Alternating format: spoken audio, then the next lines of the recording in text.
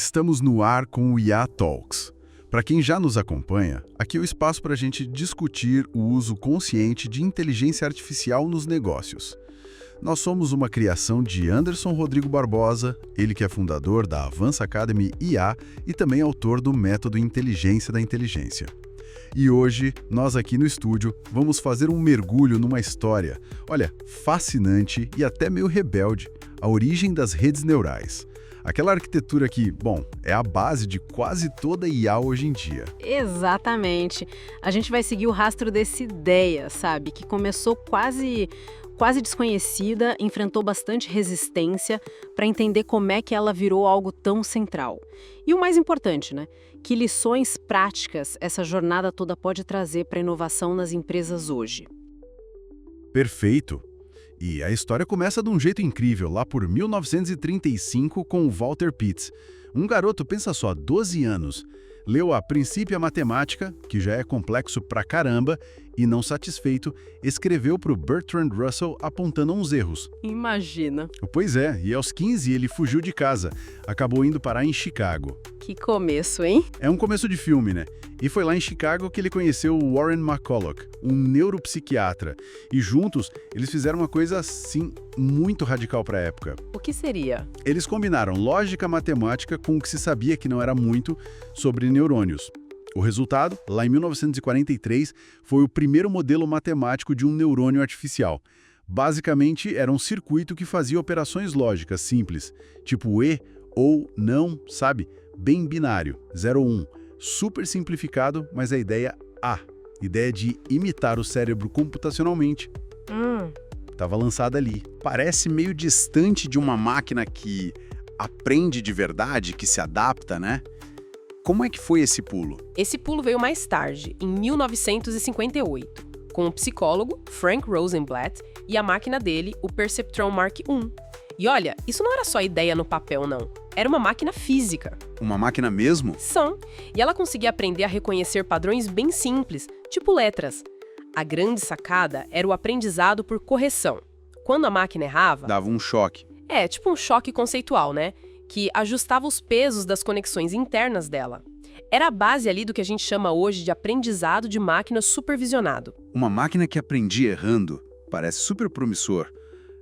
Por que não decolou logo de cara? Bom, aí tiveram dois grandes problemas. Primeiro, o hardware da época, nossa, era muito limitado. O computador processava, sei lá, talvez 1000 instruções por segundo. Imagina treinar algo complexo com isso. Impossível. Quase. E segundo, que talvez tenha sido até mais forte, foi um livro de 1969, Perceptrons, do Marvin Minsky e do Seymour Papert. Esse livro apontou umas limitações matemáticas bem sérias do modelo simples do Rosenblatt. E isso, junto com umas promessas meio exageradas da IA na época, sabe? Acabou jogando um balde de água fria geral. Foi o que chamam de primeiro inverno da IA. O financiamento sumiu e as redes neurais caíram no esquecimento por quase uma década. É impressionante como o ceticismo e as barreiras tecnológicas podem segurar uma ideia, né? E isso lembra muito o desafio de inovação que a gente vê nas empresas até hoje, não acha? Totalmente. Mostra como é importante ter resiliência e como o timing, quer dizer, ter a tecnologia certa na hora certa, é crucial. E o mais triste é que Pitts, McCulloch, Rosenblatt, todos eles faleceram relativamente jovens. Não viram o renascimento das próprias ideias. Mas a semente estava lá, sabe? A ideia de otimizar, de ajustar parâmetros para minimizar erro, isso já existia. Pensa no método do gradiente descendente, que o Gauss usou lá no século XIX para cálculo astronômico. A matemática básica já estava por aí, só esperando o contexto certo. E quando foi que esse contexto mudou? O que trouxe as redes neurais de volta para o jogo? O renascimento mesmo veio nos anos 80. A chave foi a redescoberta e a popularização de uma técnica chamada backpropagation, retropropagação do erro. Backpropagation. Isso, simplificando muito, é um jeito inteligente de ajustar os pesos não só na última camada da rede, mas em todas as camadas do meio, sabe? Propagando o erro de trás para frente. Isso finalmente tornou viável treinar redes com muitas camadas. as redes neurais profundas. Superou as limitações do Perceptron original. Ah, então foi isso que permitiu a tal profundidade das redes. E o hardware? Deu conta dessa vez? Exatamente. Aí sim. E o crucial foi que o hardware começou a avançar muito rápido, seguindo a lei de Moore e depois, mais tarde, o desenvolvimento das GPUs, as placas gráficas. Nossa, isso foi um divisor de águas. As placas de vídeo. Sim, elas são ótimas para fazer os cálculos gigantescos, as matrizes que as redes neurais precisam. Então, juntou hardware potente e o algoritmo certo. Aí a porta abriu de vez. E nesse ponto, imagino que a gente começou a ver aplicações práticas, né? Coisas que justificassem o investimento todo. Sim, um marco importante foi o trabalho do Yann LeCun. Lá nos anos 90, ele usou redes neurais convolucionais, que são um tipo especializado para reconhecer padrão visual para ler dígito escrito à mão em cheque de banco, e com uma precisão alta. Nossa, isso deve ter chamado a atenção. Com certeza, provou o valor comercial. Aí depois veio a explosão da internet que gerou Big Data, dados e mais dados. E a computação em nuvem deu a infraestrutura para escalar tudo isso. Foi a tempestade perfeita. Algoritmo bom, muito dado e poder computacional acessível. E com isso chegamos mais perto dos dias de hoje, né? Com os modelos de linguagem grandes, os LLMs, GPT, Gemini, que estão dominando a conversa. Isso. Eles viraram quase que interfaces universais, né? A corrida agora é por esses modelos fundacionais, cada vez maiores, mais capazes.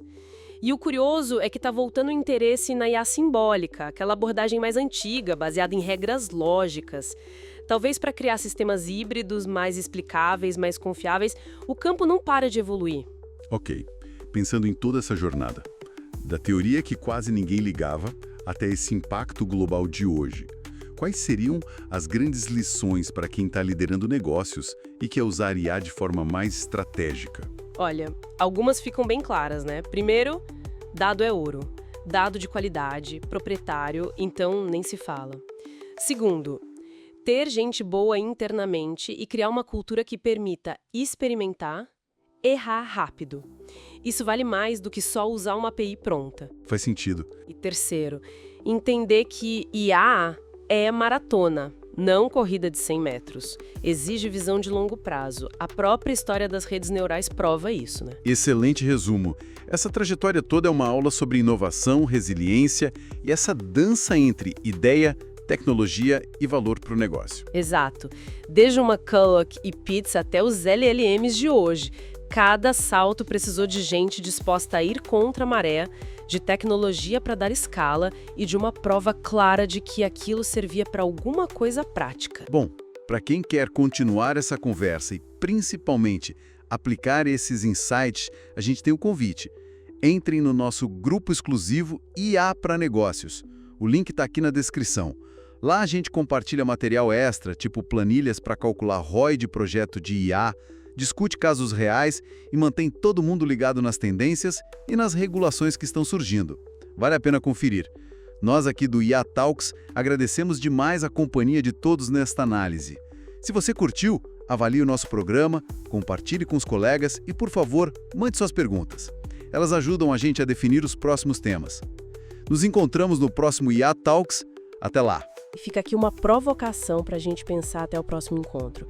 Lembrando como ideias tão promissoras como as de Pitts e McCulloch foram subestimadas no início. Qual conceito ou tecnologia de IA, que hoje talvez pareça meio nichado ou até receba críticas, pode ser a base da próxima grande revolução nesse campo, hein? Fica a reflexão.